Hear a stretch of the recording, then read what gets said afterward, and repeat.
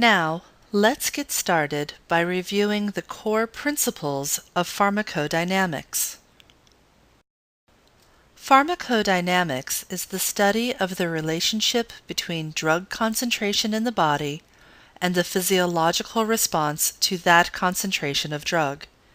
In essence, pharmacodynamics is the study of what the drug does to the body.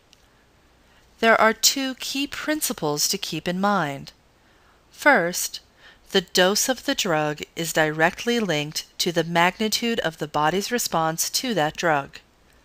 A basic premise underlying pharmacology is that for a given dose of drug, there will be a given biological response that is directly proportional to the given dose. The second key principle is that drugs act through receptors. Thus, it is critical to understand the types of interactions between drugs and receptors, which leads us now to a discussion of enzyme kinetics, since interactions between a drug and receptor rely on similar kinetics. An understanding of pharmacodynamics is rooted in an understanding of enzyme kinetics. As shown in this first graph, the Vmax is the maximum rate of reaction and is directly proportional to the enzyme concentration. K sub m indicates the affinity of the enzyme for the substrate in question. A lower Km indicates a higher affinity and vice versa. When plotted on a logarithmic scale, as shown in this second graph, the slope of the line equals Km divided by Vmax. The farther the x-intercept is to the left, the weaker the Km. Similarly, the higher the y-intercept, the lower the Vmax. If the lines of two different drugs cross each other, these two drugs are competing for the same enzyme. If the lines do not cross, they are not competing. Enzyme inhibitors may be competitive or non-competitive. Competition refers to competition between the normal substrate for the enzyme and the inhibitor in question. Competitive inhibitors will be similar to the natural substrate, may be displaced by increasing concentrations of substrate. They will bind the active site of enzymes. They have no effect on Vmax, but they will increase Km. This is in contrast to non-competitive inhibitors, which do not resemble the substrate, are not displaced by increasing substrate concentration, and do not bind the active site. Non-competitive inhibitors will decrease, not increase Vmax, and they have no discernible effect on Km. The action of drugs and enzymes is similar to that of drugs at their receptors. We can describe receptors as the components of a cell or organism that interact with a drug and initiate the chain of events that lead to the drug's observed effect. In this respect, they are not only important in pharmacology, but also in endocrinology, immunology, and molecular biology. In particular, receptors determine the relationship between the dose or concentration of a drug and its pharmacological effect. They determine the drug selectivity and are responsible for both agonist and antagonist activity of drugs. Coupling is the term used to describe the process that links the drug occupancy of receptors to the pharmacological response. The efficacy of coupling is determined by the initial conformational change in the receptor and the biochemical events that transduce receptor occupancy into cellular response. The basic premise underlying pharmacology is that for a given dose of a drug, there will be a given biological response that is directly proportional to the given dose. Given that drugs act through receptors, the relationship between the given dose and the observed response is linked by the interaction of the drug with a specific receptor in a phenomenon called the dose response. At low doses, the effect of a drug will increase as the concentration increases in most systems.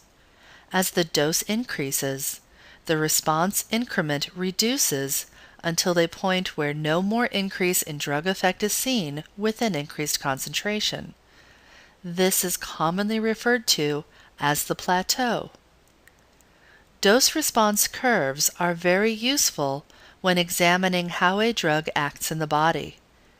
As we will discuss in the next few slides, dose-response curves provide information on the type of action the drug has at its receptor, as well as providing information on how safe a drug is at varying doses. Agonists initiate changes in cell function through their actions at receptors, producing effects of various types. Agonists have a specified potency, which is the range of doses over which a chemical produces increasing responses. An agonist potency depends upon their affinity, which is the tendency to bind to receptors, and efficacy, the ability to initiate changes once bound. The best way to illustrate the different types of actions of agonists is by comparing dose-response curves. As seen in this dose-response curve, a full agonist produces maximal effect and has high efficacy. In contrast, a partial agonist produces a lower response at full receptor occupancy than full agonists, and as a result, it has intermediate efficacy.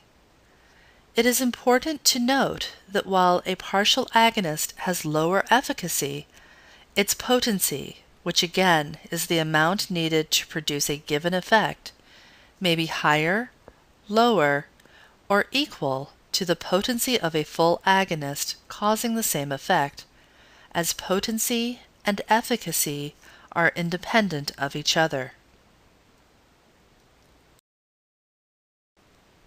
In contrast, antagonists prevent agonists from activating receptors.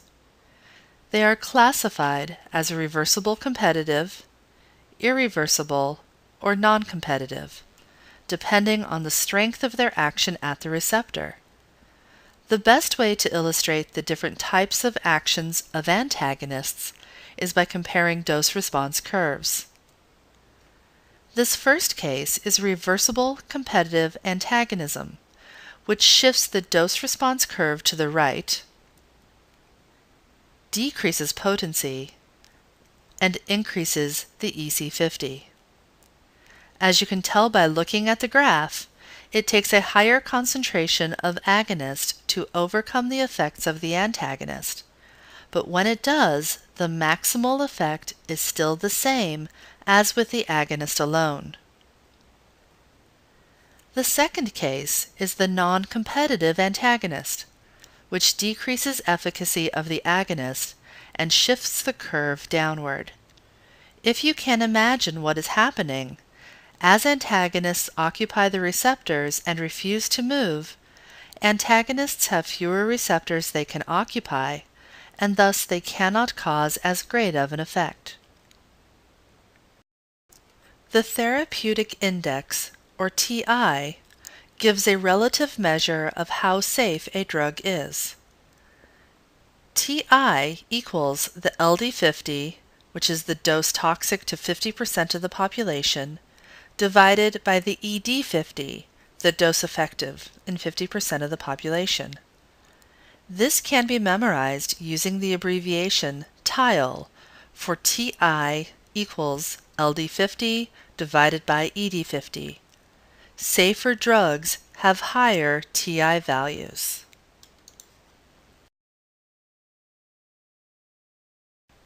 In summary, Pharmacodynamics is the study of what the drug does to the body. There are two key principles to keep in mind. The dose of the drug is directly linked to the magnitude of the body's response to that drug. A basic premise underlying pharmacology is that for a given dose of a drug, there will be a given biological response that is directly proportional to the given dose. This is known as the dose response. The second principle to remember is that drugs act through receptors. Now let's test your understanding of this material with a clinical challenge question. The two lines on this graph represent the kinetics of two different drugs. What information correctly describes the graph? A. The drugs are not competing. B. The drugs are competing for the same enzyme. C. Drug A has a higher Vmax than drug B. D. Drug B has a lower Vmax than drug A. E. Neither drug is causing inhibition of the enzyme.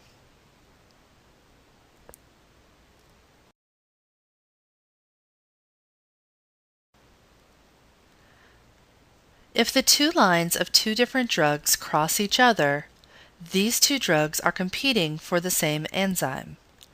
Thus, the answer is B. The drugs are competing for the same enzyme. The higher a drug crosses the y-intercept, the lower its Vmax, which is why answers C and D are incorrect.